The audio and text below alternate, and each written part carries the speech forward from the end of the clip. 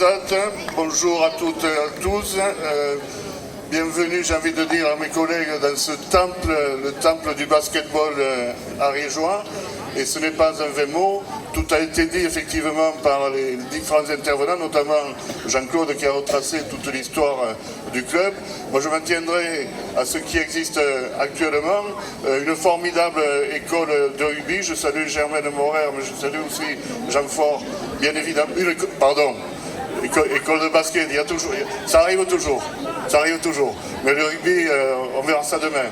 Une formidable école de basket que j'ai pu apercevoir il y a quelques semaines dans le gymnase, là, avec des tout petits, et ensuite ça monte jusqu'aux seniors. Ici c'est de 5 à, on ne sait plus à quel âge.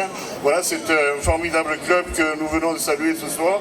Alors pour ces 90 ans, effectivement, c'est un âge respectable, et c'est aussi un âge que l'on pouvait féliciter ce soir et fêter dignement. C'est ce que vous avez compris et ce que vous êtes en train de faire. Alors je viens aussi pour saluer l'engagement bien sûr de tous les sportifs, mais aussi l'engagement de tous ces bénévoles, cette armée de bénévoles comme l'on dit, depuis des années. On pense bien sûr au Pédusseau, on pense à Dufault, on pense à Téchenet, on pense à Morer, on pense à Blandinière, on pense à Franklin, des noms comme ça qui reviennent, que je connais depuis des années.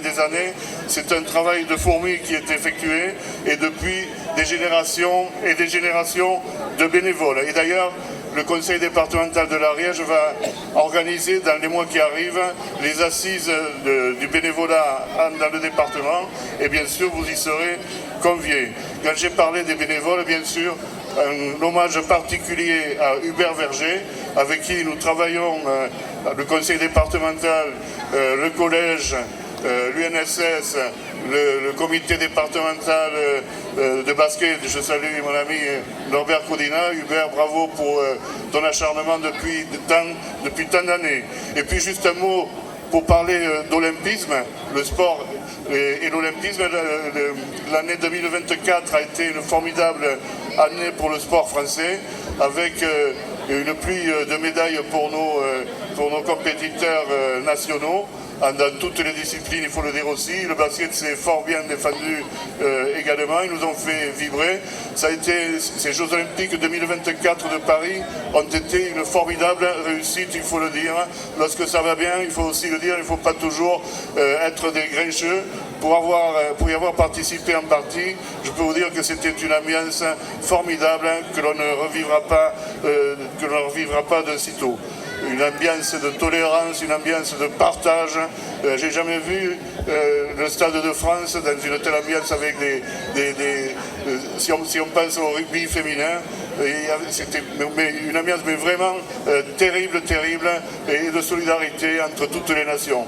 Voilà, et c'est ça aussi le sport. Pour revenir au conseil départemental quand même, parce que si je ne le dis pas, mes aînés vont me gronder, c'est normal.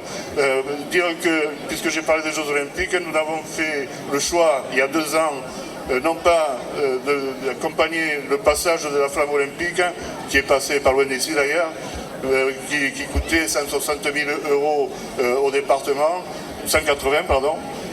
Au départ c'était 80, puis c'est passé à 180, allez savoir pourquoi.